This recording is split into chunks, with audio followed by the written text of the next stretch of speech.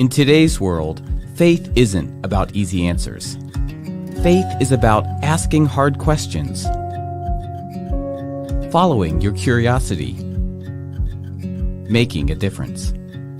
At the Candler Foundry, we believe in a world in which you can consider new perspectives, find your purpose, reimagine what's possible. When we come together to learn, grow, explore, belong.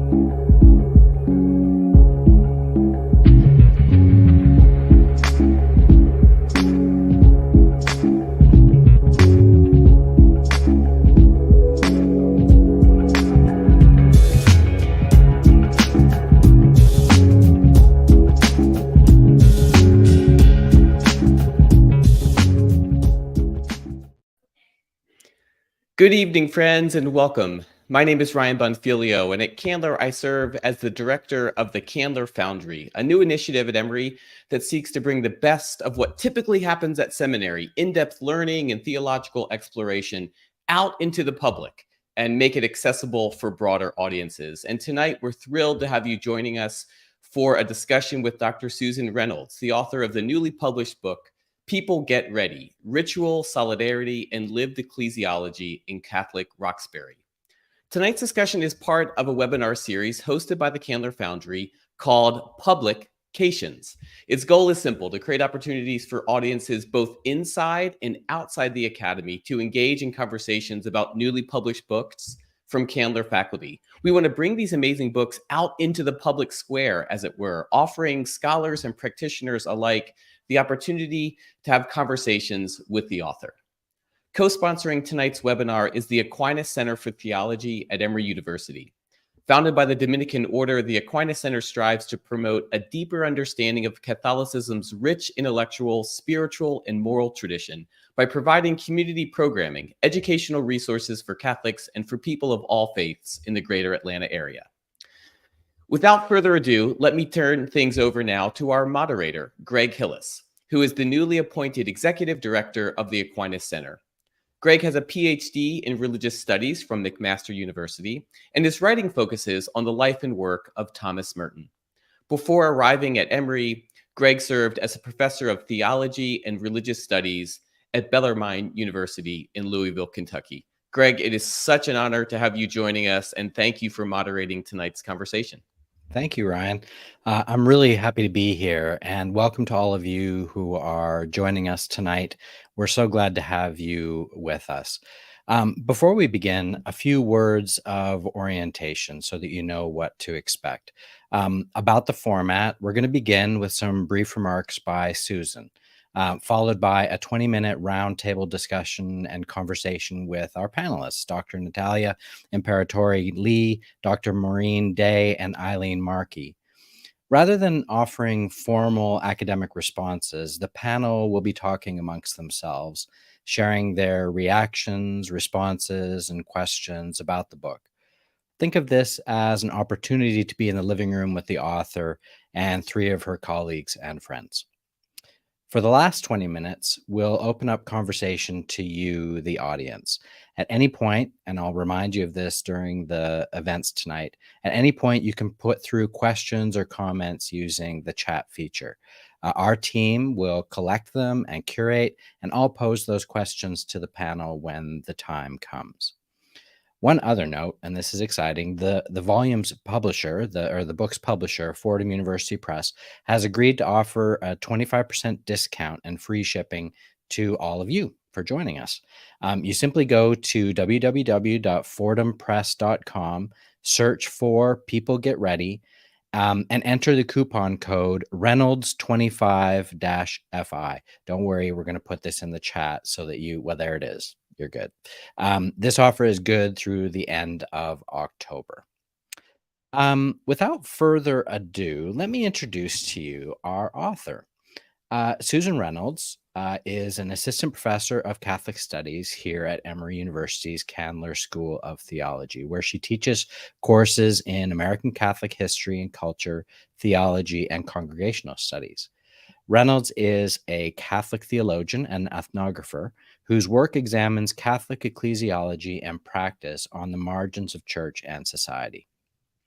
In addition to her book, People Get Ready, Ritual, Solidarity, and Lived Ecclesiology in Catholic Roxbury, Reynolds' work on race, culture, migration, and the Catholic Church has recently been published in Religion and American Culture, U.S. Catholic Historian, and American Catholic Studies. And she is a contributing writer for Commonweal magazine. She is at work on her second book, A Wide-Ranging Study of Local Stations of the Cross, which is supported by a grant from the Louisville Institute. She is also the most recent recipient of the Catherine Maury Lacuna Award presented by the Catholic Theological Society of America to a new scholar for the best academic essay in the field of Roman Catholic theology. And this was for an article entitled, I Will Surely Have You Deported, Undocumenting Clergy Sexual Abuse in an Immigrant Community. In April, Reynolds received the Alumni Distinguished Service Award from Boston College School of Theology and Ministry and was the 2022 recipient of the On Eagle's Wings Excellence in Teaching Award given to a faculty member by the Candler School of Theology graduating class. Reynolds holds a BA and MEd from the University of Notre Dame and an MTS and PhD from Boston College. She and her husband, Drew, are the parents of 3 young daughters. And I am so excited that she is now a colleague of mine. So, Susan, we just wanted you to say a few words about your book.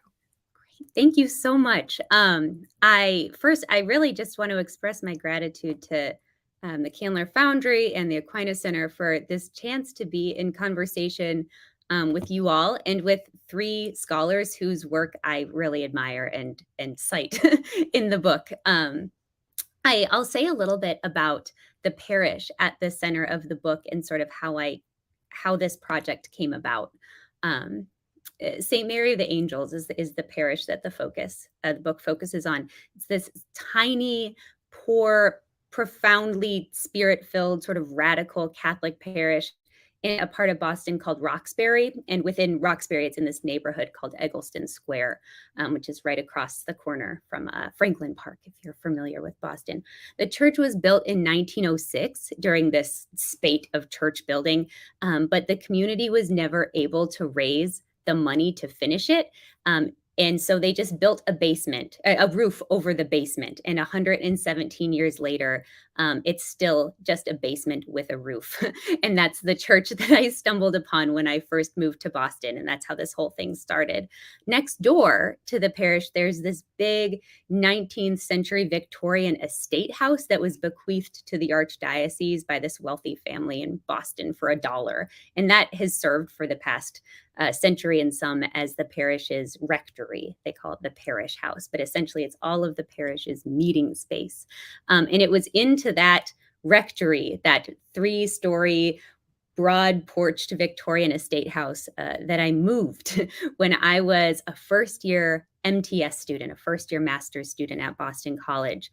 It was 2011, and I had just moved up to Boston from the Rio Grande Valley, and I was preparing to begin graduate work in theology. But I also was very, very poor because I was 24, and I had no money, and I was moving to a very expensive city, and I had no idea where I was going to live. And I stumbled upon an ad essentially looking for a grad student to live in the rectory, the parish house of this parish in Roxbury for free in exchange for 13 hours a week of work, parish work, administrative work, compiling the bulletin, teaching catechesis, things like that.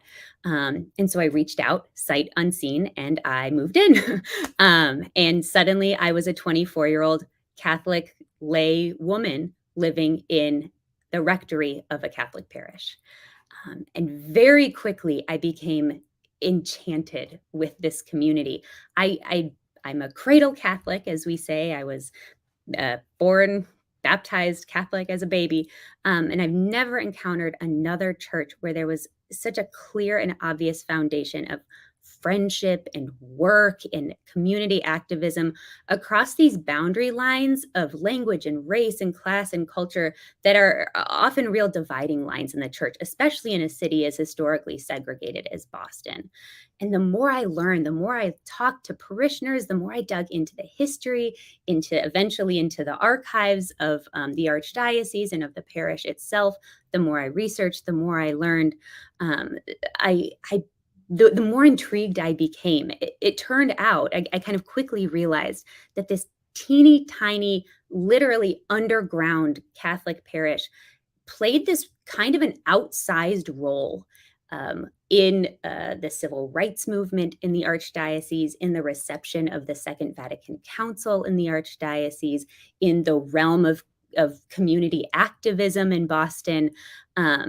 It was like everywhere I turned, this teeny tiny parish with no money and no resources, no priests half the time, was on the front lines of social change, was on the front lines of the civil rights movement.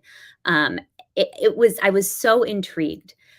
So the book grew out of my desire to really like understand historically and socially and theologically the roots of this really hard-won solidarity. And most importantly, what it can teach the church today. I think that this is a book both for the academy and the church. It's an academic book framed around an ecclesiological question, right? Which more or less put simply is like, how adequate is our theological language for unity and diversity in the church? Spoiler alert, not very, I would argue. And the whole point of it is really to take seriously the possibilities and the limits of real solidarity across the kind of differences that really define our church communities. It's a challenge to the church, I think, and it's also, I think it's an inspiration to the church, because this isn't a perfect community by any stretch. This is a community with a tremendous amount of wounds of every kind today, in the past. But what it is, I think, is a community with very few material resources, proving that it's possible to do the kind of work that we're always asking God to make us want to do, and to do it with joy, and to do it in a way that really that makes you believe in an incarnate God. So that's what I'll say about the book. I'll leave it there because I want to make sure that we have enough time for conversation. But of course, I can say more as our conversation unfolds. Thank you very much for that. I just want to say before, just to get my 2 cents in, is that I read the book earlier this year before I even knew I was coming to the Aquinas Center. And it's just really one of the best books of ecclesiology that I've read in recent years. I mean, it really is fantastic. So if you haven't, audience, already picked up the book, here is the discount code and the website and everything. Make sure you get it. I want to spend a moment here to introduce our panelists. So we have 3 wonderful panelists who have agreed to discuss the book with Susan. First of all, we have Dr. Natalia Imperatori Lee, a professor of religious studies at Manhattan College, whose research interests focus on Catholic ecclesiology, and in particular, the intersection of ecclesial identity with feminist and Latinx Catholic thought. Thanks for being with us. We also have Dr. Maureen Day, Associate Professor of Religion and Society at the Franciscan School of Theology, who writes and teaches on Catholicism, family, young adults, social ethics, and religion in American civic life. And we also have Eileen Markey, an independent journalist specializing in urban policy, social movements, memory, and the role of religion in the public square, and whose work has appeared in The New Republic, The Nation, The New York Daily News, The Village Voice, The Daily Beast, City Limits, NPR, and in Commonweal. So glad that you're all with us. I just wanted to get a question, ask you all a question to get things started. And I'm going to ask this of Maureen first, if I could. What was your biggest aha moment from the book? So what is one insight, idea, concept, or question that you think is most significant for the church world, your own work at the present moment? Right. Yeah, thank you. Yeah, thank you. And thanks for having all of us on this wonderful panel to discuss this fantastic book. I think that one of the insights for me, connecting it to my research, is the methodological piece. So I come from sociology, and I think that a lot of sociologists are either overtly or implicitly expected to study larger trends. What are most things doing? Let's not talk about kind of what's going off on the margins and the exceptions. Let's talk about what the trends and patterns are.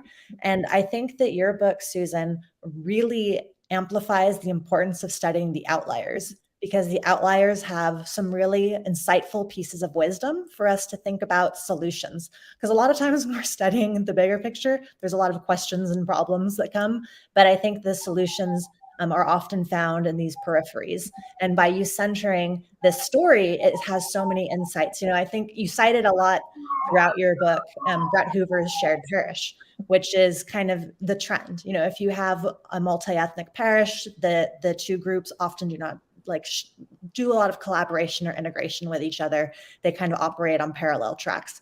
And you show, a very small percentage of an exception, but it tells such a beautiful story, has such amazing insights. And yeah, so that was my big aha, and I'm really thankful for that. Natalia, would you like to go next? Sure. I actually have two aha moments. The first was, Susan, your image of the church as a school of solidarity. I love that. I love the image of the church as school, maybe because we're all so wrapped up in school right now. But it evokes this idea of pilgrimage, of unfinishedness, of a kind of eschatological focus that I really think is valuable. So many times when we think about the church, we think of it almost in parentheses, right? It's a thing that happens on Sunday, but it doesn't really affect Saturday night or Monday morning that much. And just to sort of cast it in that image is really very powerful.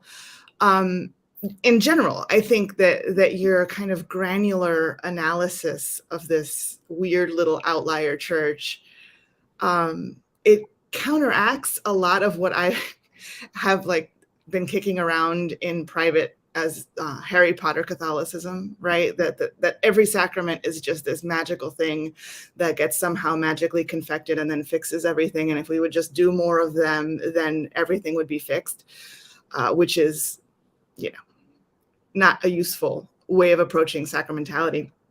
But my second aha moment that I'm going to think about for a long time is how you point out that Vatican II, in its in its effort to regularize or kind of curb some of the excesses of devotion that were getting a little bit out of hand, particularly about Mary, if I remember from my own research, by sort of setting up the Eucharist as the summit and the source of the Christian life, one unintended consequence of this that now I think we're seeing play out in the US church is that everything worth thinking about or everything ecclesiological winds up being something that only is reserved to the priesthood.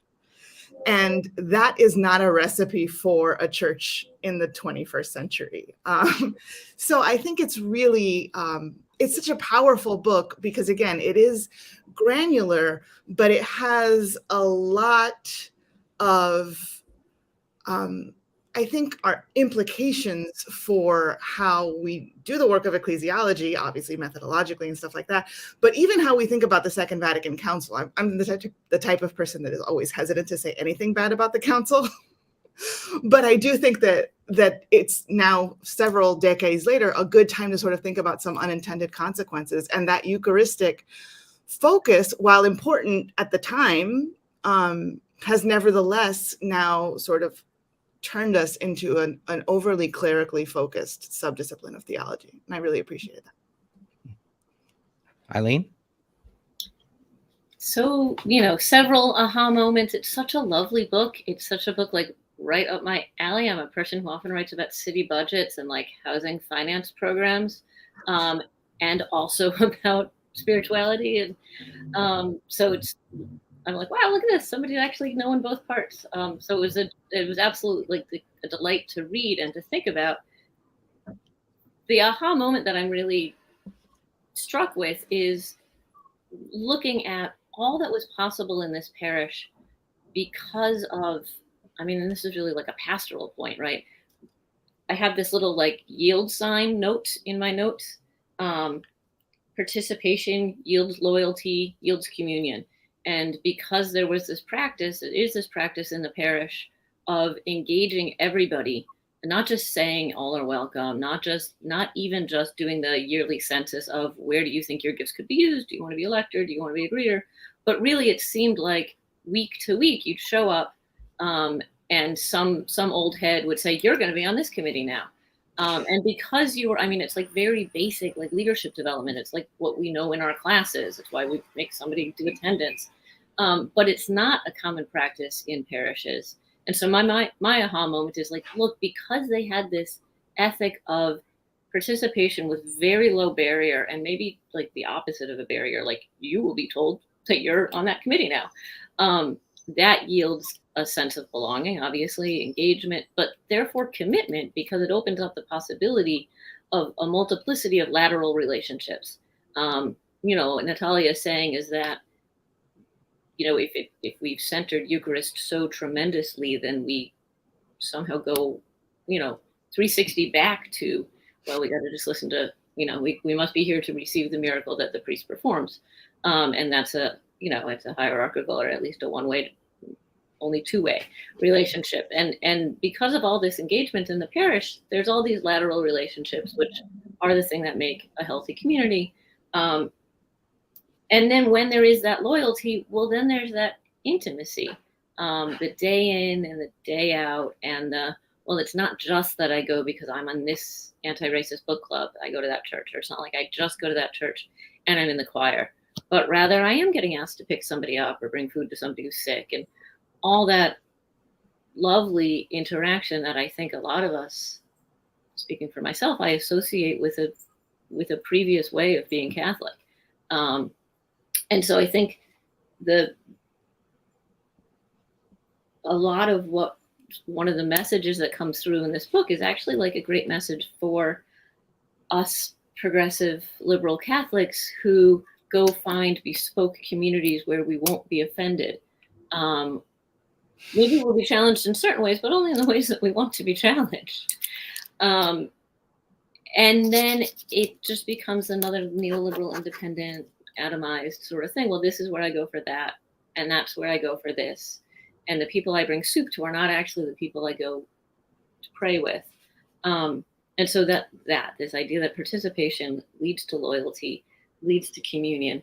And boy, wouldn't it be nice if pastors in lots of churches that are struggling to get greater attendance or greater engagement could understand that having the opposite of a barrier to any sort of engagement gets people to stay.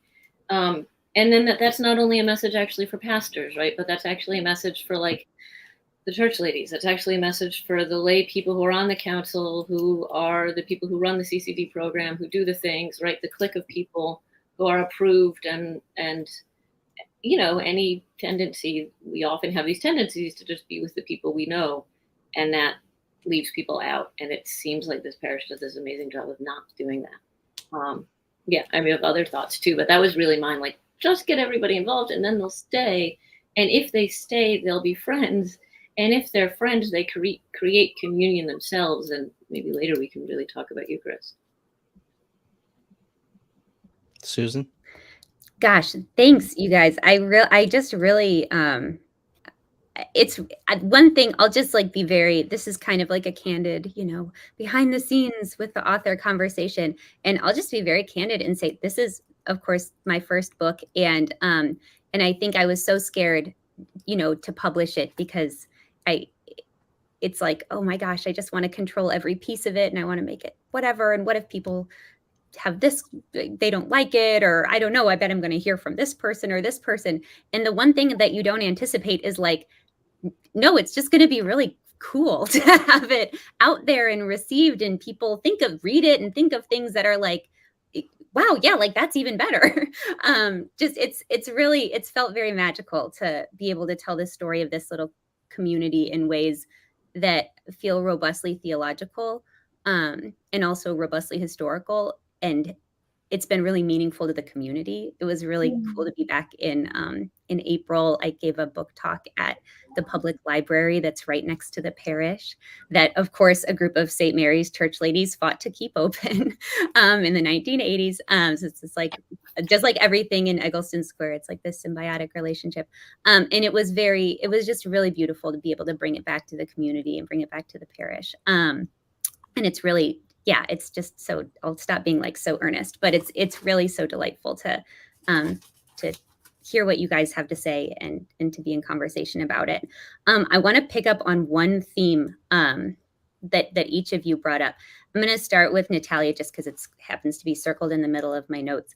One thing I think is so important, and this is an insight that sort of emerged for me in the writing of this, is that at least now, 60 years hence, we often think about the historical confluence of Vatican II and like the cultural shifts of the 60s and the sexual revolution and things like that.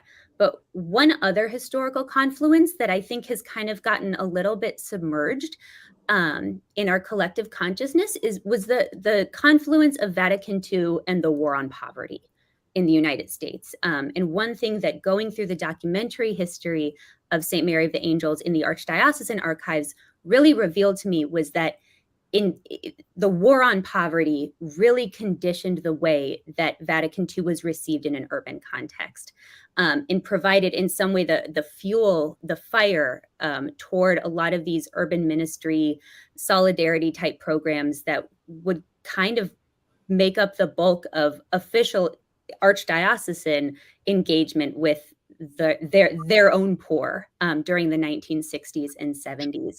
And I think that our neglect of that confluence of Vatican II and the war on poverty is important, because it means that today our understanding of the reception of Vatican II culturally in the United States is like very, very middle class. We don't think about Vatican II often from the perspective of a poor inner city parish.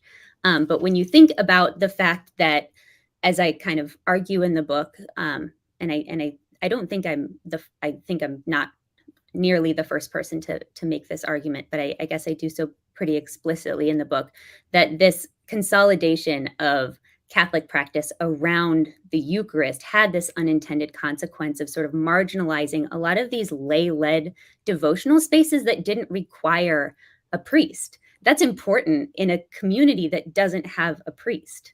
St. Mary of the Angels doesn't have a priest in residence today because it's Boston and all of the parishes more or less are in clusters. There's a clergy shortage, et cetera. A lot of parishes were closed, if you've read chapter 6 of the book. But, they didn't have a priest in residence for some of the 90s or the 80s or the 70s or the 60s because priests were refusing assignments to the inner city. So if you don't have a priest in residence, then you need some other way of sustaining the spiritual life of your community, because we can't say, well, the Eucharist is the source and summit of the spiritual life, which it well may be, but also there are class implications in that statement when you don't have access to clergy. And I think, this is the same question that came up, a few years ago in the synod on the Amazon, right? What are we saying about communities on the margins that don't have clerical presence? It's a really important question. And I think that the spirit and the tradition of lay leadership at St. Mary's provides not a counterpoint, but like a companion, right? It's not like Eucharist is, or like, clerical presence is like bad and like lay people are like good. No, it's right. It's about collaboration. And I think that there's a really beautiful tradition of that at St. Mary's. So I'm really glad that you raised that. Eileen, I was really intrigued by how you noted these three movements of like participation, loyalty and communion, I've been thinking a lot about the synod on synodality, the ongoing synod. Perhaps you've heard of it. And I think the three sort of touchstones there are communion, participation, and mission.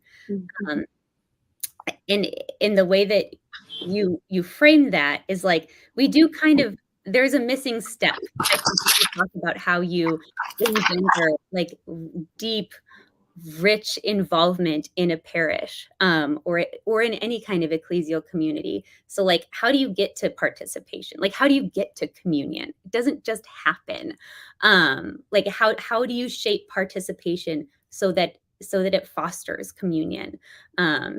And there, I kept coming back so often during the years and years that I was doing this project, to friendship and love. And I taught in the intro and the conclusion, I talk about love.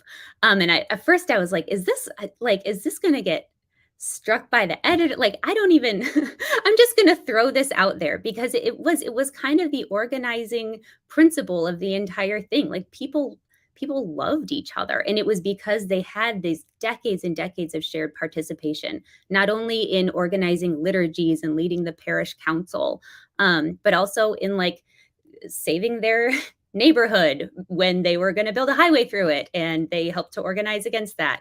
In 1969, it was a big piece of urban history in Boston.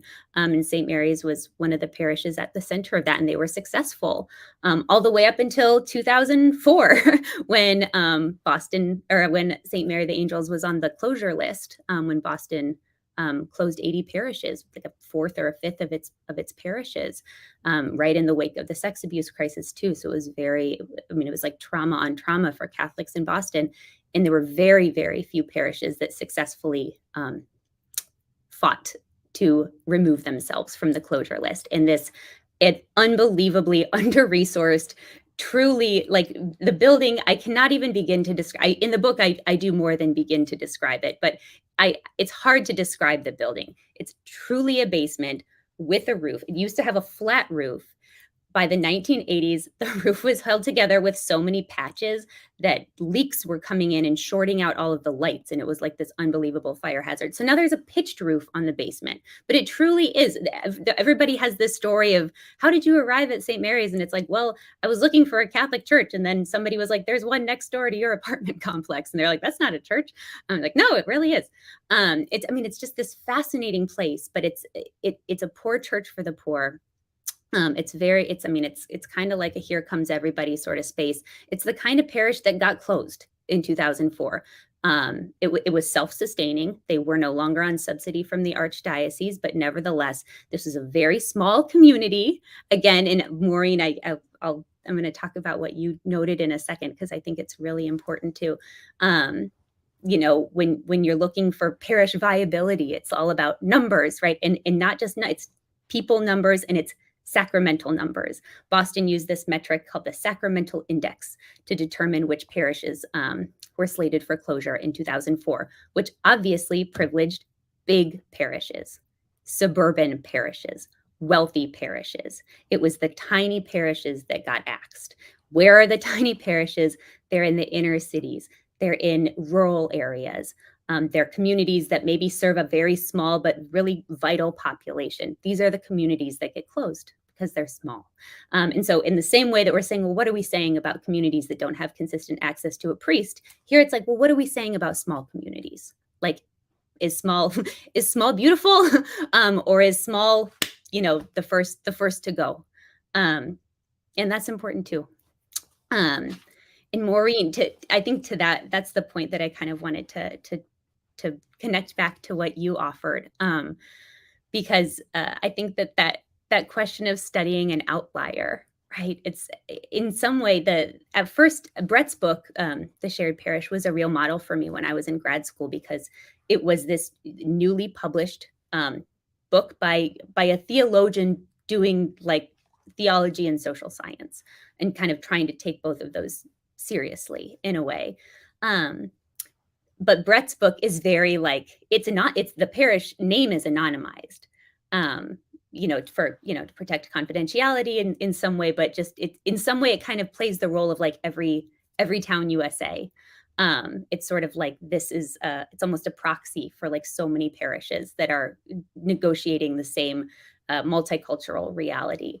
And at first I thought, well, maybe I should do that too. With this parish, people's names are anonymized if they're still alive and they were an interviewee of mine. But it was like, no, like I actually want this entered into the record. Like I want the story of this tiny parish known. Because it's important, right? It's important that the names of the parishes that we know that make up the historiography of Boston Catholicism. I mean, this is an insight that the community members recognized themselves in 2004 when, the shutdown fights. It was led by Voice of the Faithful, which is lovely radical group, but also like a very, very white, very old, very overeducated, very wealthy, very like Wellesley-based group. This was not a group that was necessarily speaking for St. Mary of the Angels and Roxbury. And the community was distressed because all of the news coverage was all of these wealthy parishes in Scituate and Wellesley. And it was like, they felt like this is the sex abuse crisis all over again, insofar as we're totally ignoring all of the communities of color that were harmed, and we're focusing on white people in the suburbs who are also affected, right? But it's not the whole story. So it matters whose stories we know. And that was a really long answer to all of you. But I'll turn it over to Greg to give us another question. Oh, that's wonderful. I want to remind our audience that if you have any questions, to please put them in the comments. We have a few already, but we would love to have a few more. We have a little bit less time for this particular question, but I'm really interested in the answer, which is, on whose bookshelf would you most want this book to be found, and why? I'm really interested in this answer. I'm going to start with Eileen.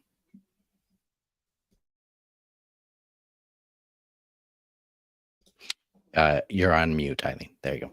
Yeah. Pastors and professors in diocesan seminaries.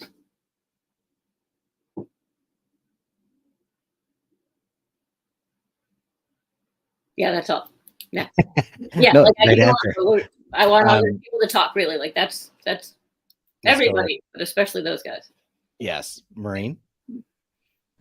Yeah, I would say to add to your list, because I like that list as well, diocesan leaders who are heads of intercultural offices, lay and ordained leaders in parishes that kind of are characterized by that shared parish and aren't sure how to move forward. They know that this isn't the ideal as far as love, tenderness, solidarity, ecclesiology, and kind of having an interwoven story as a parish. So yeah, those I would like to help people with this outlier story. And Natalia? My answer, I really liked Eileen's seminary professors, but my answer is everyone involved in planning the Eucharistic revival. I would like this book on their shelves. And also, I think on the shelves of all the church ladies I've met in my life. My mom is a church lady. I might give her one. Yeah, I think it's both. It's cautionary for some crowds and really deeply inspirational for others. And for people who are like facing parish closure. Our local parish just closed. And I think that there are a lot of important lessons in this book as the churches, especially in inner cities and poorer communities, move to consolidation. So yeah, that's me. And Susan, I'm interested in your answer to this. And part of what I want to ask is, in relation to this, is what would you love to see? And I know academics don't always love this question, but what would you love to see as the practical implications of your argument in this book?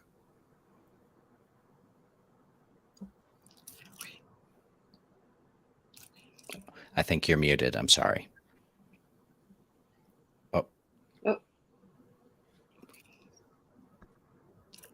Okay, I'm unmuted. I think that I and the producer are unmuting me at the same time. Okay, so sorry about that. You'd think in 2013 I would have learned how to not be muted.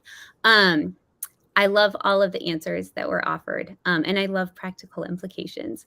I would love to see it on all of the aforementioned shelves. I think for me, those audiences are, those are shelves I would love to see it on. And I also have this desire to see it on shelves next to like works of like communion ecclesiology. Like I'd like to see it on academic shelves as well, because I think so often we kind of like siphon these two conversations away from each other. And so all this like contextual stuff happens in its own bubble. But then there's really no demand made back on folks who are doing systematic theology in a more, in like a less overtly contextualized way. All theology is contextual, but less perhaps forthrightly contextual way. It's sort of like, well, that's like a practical thing, but here, like we're doing, real theology. And what I go to great pains, I think, to try and foreground, at least in the first overly long chapter, is that this is all like this makes demands of our theology too. Like that's, for me, that's a big aim. And those are some of my audiences that I would like to really receive this. In terms of practical implications, gosh, I think for me, a lot of it comes most fundamentally down to processes of parish closure, processes of resource allocation, all of the lip service stuff that we do with respect to social justice, racial justice, but then you compare it to where are the resources going? Where are we closing parishes? Where are we sending the good priests? Where are we sending the bad priests? Where are we sending no priests? And those are very often totally different stories. And I think that in this Pope Francis moment, I would like this to complement his insistence that the peripheries are really where we should be devoting our most precious and beautiful and lavish attention and resources. Yeah. I wondered if, because this has come up with the panelists as well, if you could just, for the sake of some of us who maybe need a bit of clarification, what do you mean about communion ecclesiology, and how does your book challenge that or raise questions about that? I think that's a really important point that I think I would love you just to speak a little bit about. Sure, I can answer this in either like 2 minutes or like 100 minutes. Probably So like I'm going to choose the 2 minutes. More than 2, but less than 100. Yeah, no, it's a big question with a big answer. But effectively, communion ecclesiology is the sort of model paradigm of ecclesiology, of theological understanding of the church, that's become sort of most prominent in the post-Vatican II moment. If you are familiar, you meaning that our friends in the audience are familiar with the documents of the Second Vatican Council, Lumen Gentium, document on the church, the pastoral constitution on the church, uses the language of the church as the people of God, and sort of the organizing principle of that entire document. And that's a phrase that really kind of seized the imaginations of lay people and theologians alike in the years and decades after the council. What does it mean to be the people of God, especially when you think about the council's real focus on participatory liturgy and participatory ministry? In the 1980s, there was sort of a magisterial conservative backlash to the potential kind of loosey-goosey excesses of this post-Vatican II appropriation of this people of God ecclesiology. And so there was a lot of magisterial pushback, and effectively what was communicated from the Vatican, from the Congregation for the Doctrine of the Faith, is that our sort of de facto post-Vatican II ecclesiology, understanding of the church, is this notion of the church as communion, which is very lovely. There's nothing wrong with it. We love communion. I love communion. Who doesn't love communion? There's nothing overtly wrong in and of itself with communion ecclesiology. The problem is that this notion of communion, which is often shorthanded like unity and diversity, gets received as a sort of already accomplished project. This notion that, well, we're all one in Christ, so our differences don't really matter at the end of the day.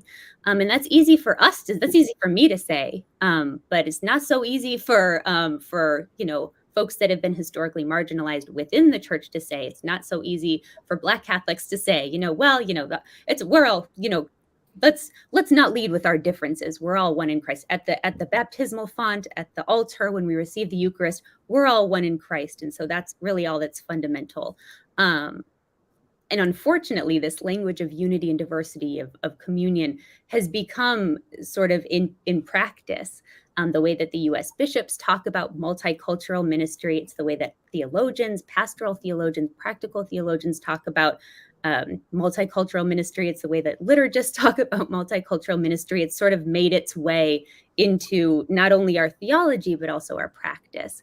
And I'm kind of arguing that we sort of need to think beyond the communion paradigm. And so I propose that we return to the equally prominent theme in Gaudium et Spes, the Vatican II document on the church in the modern world, to the theme of solidarity as a sort of a complement, a challenge in a positive way to the notion of communion. So this is a bit esoteric. I hope you all in the audience enjoyed that aside. But for me, that's kind of the theological upshot that I think is really important. Yeah, and I think Natalia made this comment in the comment section that this is a really strong aspect of the book, and that was, I think, for me, the thing that I took. That was the aha moment for me, was that aspect. I want to turn to our audience. We have a few questions, and one of those questions actually relates to a little bit of what we've been talking about communion ecclesiology and the emphasis on the Eucharist. And here is the question. Having grown up Catholic, I still feel uncomfortable receiving the Eucharist from a non-priest. Yet I truly believe the Spirit is present where our hearts feel it. I get your love comment. How do we move forward priestless but God present? Yes, that's a provocative question. I wouldn't necessarily argue that we need to be priestless. I think that there is, however, broad consensus that the priesthood needs to be thoroughly reimagined, as well as ministry in general.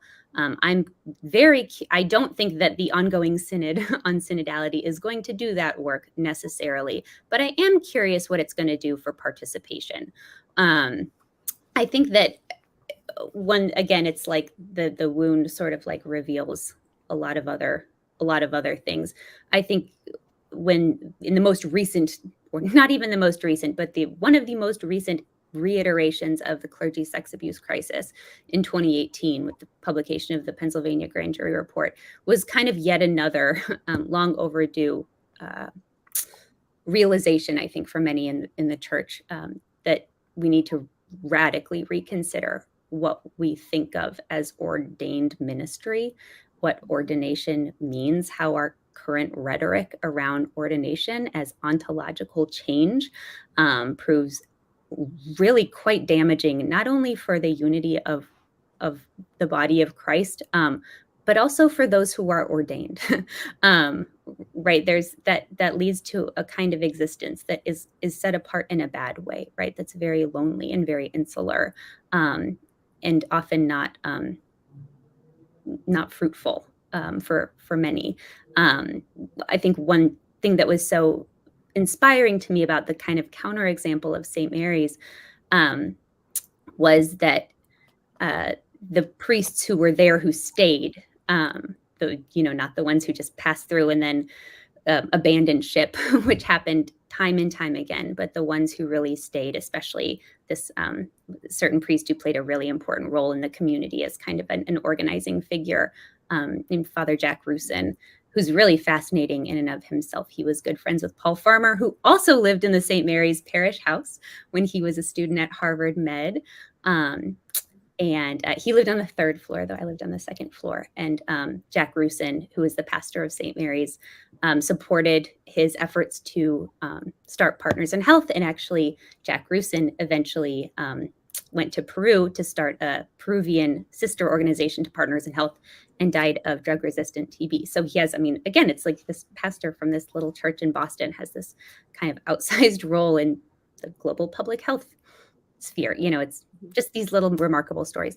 But his example was so remarkable because it really was this example of a priest in deep solidarity with the community, with the needs of the community, and not just the church community, right? With the neighborhood, with political leaders, with other non-Catholic religious leaders, right? So I think for us, it's less a priestless church and more like, how do we understand the church really as an ecology in which we're all playing vital roles, and in which we're not too afraid to talk about power. Mm-hmm. I wonder if anybody among the panelists would like to jump in and respond. So I thought so much about that, the arguments or the thoughts around the role of the priest in this parish, so a few things about this remarkable parish. The phrase that, like the verse that kept running through my head in reading it, and maybe because you put it as a subhead or something, is the stone that the builders rejected has become the cornerstone, right? This place that has all these historic, it was dwindling in 1960, right? Like it was dwindling before white flight. It was always built in this sort of weird way between national parishes and geographic parishes, and it's sort of weird that it ever got built, and yet it still is here. So very much a stone that the builders rejected. But here, this most unlikely place, this peripheral place, like this is what we need. This is the seeds of what we need, right? If there's a clergy shortage because we only ordain based on sex, then we have a clergy shortage. But even if we removed the sex discrimination and in the reception of that sacrament, that's not going to solve this whole problem at all. And it's certainly not going to solve a clerical problem, and it's not going to solve a power problem. But this church that had so little, like the other thing I'm thinking of is a twist on Marxist thought around accumulation by dispossession. That's how you get land of people who don't deserve to keep their land. So colonialism works. But this was liberation by dispossession. Because they were this strange little parish without a lot of power as noticed by people at the chancery, they were able to do their own thing because they didn't have a priest.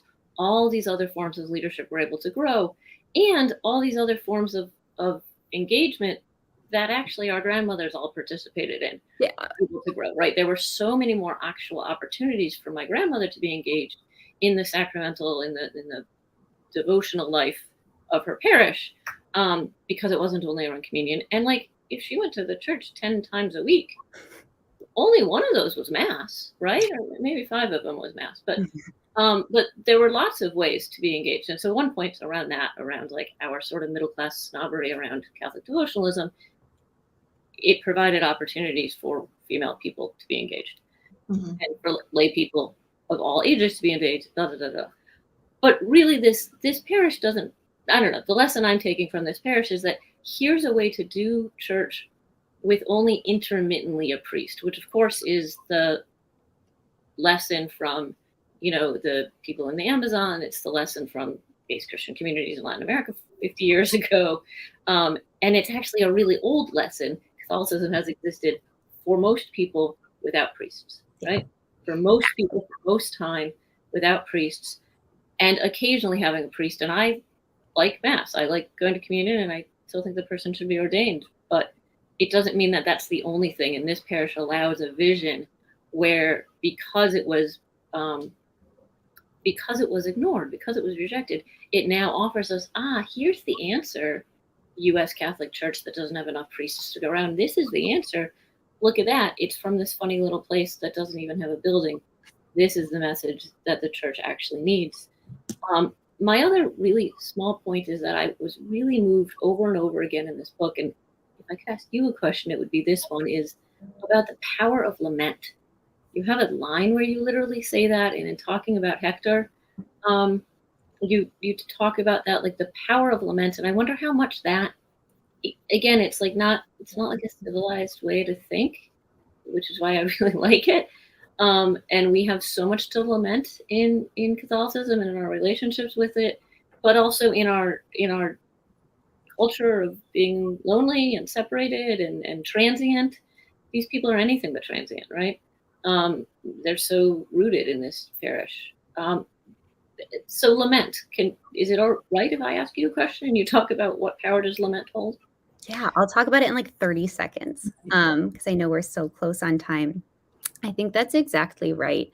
I mean, so many of the most powerful rituals in this parish were really organized around a lament-filled, honest, truth-telling, sort of open-eyed storytelling experience. I mean, I have a whole chapter on the way that this neighborhood Stations of the Cross on Good Friday evolved over the course of decades as a way of lamenting gang violence that was affecting a lot of the youth in the parish. And I think that I think about this a lot now with, post-COVID. It's, it feels like, and as many of it have kind of observed, like this horrible thing happened and is still happening, and then we all just kind of came back and like are moving on.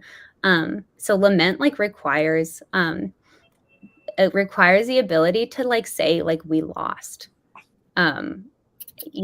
Like not completely, like we're still here and there's hope and there's resurrection, but like in a real way, like we lost. And I think that the church and church people are really reticent to say like we lost. And it hurts. So yeah. I really hate to bring this conversation to a close. Our panelists have been so generous with their time as well as with the insights and questions that they had. And I know they probably have about 1 million more insights and questions that they would have loved to be able to ask. And we did have a couple of questions that I'm sorry we weren't able to get to in the chat. We just had such a lovely conversation about this book. And again, before we close, I would just encourage you, if you haven't had a chance to read this book, it is an academic book, as Susan said, but it is really accessible. And I think it really does have practical implications for life in our parishes, and how we interact with each other and how we engage with each other in our parishes as we live today. But if you're craving more discussion about Susan's book, and you want to do it in person, and you happen to be in Atlanta, or you just want to fly down to Atlanta and hang out with us, we are going to be having an event at St. Thomas More Church in Decatur.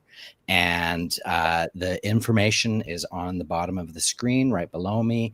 There's a link. The Aquinas Center is partnering again with the Candler Foundry, which I'm really excited about, to have this in-person conversation. And the Aquinas Center is bringing snacks, which really kind of, I think, seals the deal that you may be buying your plane tickets now. So if you would love to have more of a conversation, we would love to welcome you.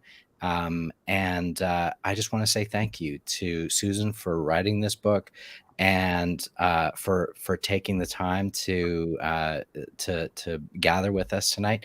And then I want to thank our panelists for being such great conversation partners tonight. And then, of course, we want to thank the Foundry for making this possible. So I want you all to have a great evening and keep in conversation. Thank you all so much. Yes, thank you. Thank you. This was a pleasure and a privilege. Yeah. Good night.